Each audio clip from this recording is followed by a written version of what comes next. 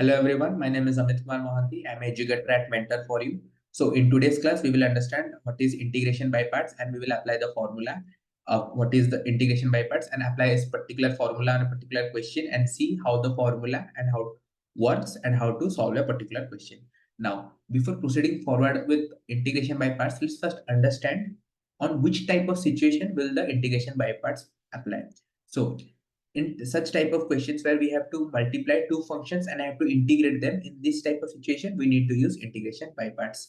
Or in such type of function where the function is non-terminating, let's say x square, after differentiation it is becoming 2x, then after differentiation it is becoming 2, after differentiation it is becoming 0, it is getting terminated here.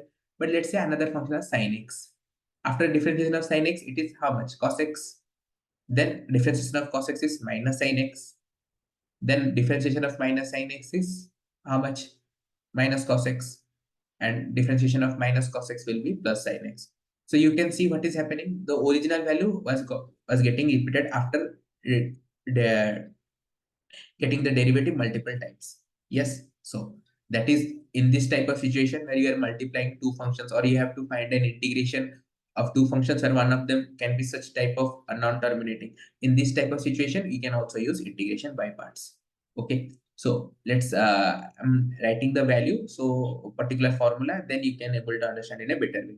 So integration of u v equals to, what is the formula? U into integration of v minus differentiation of u.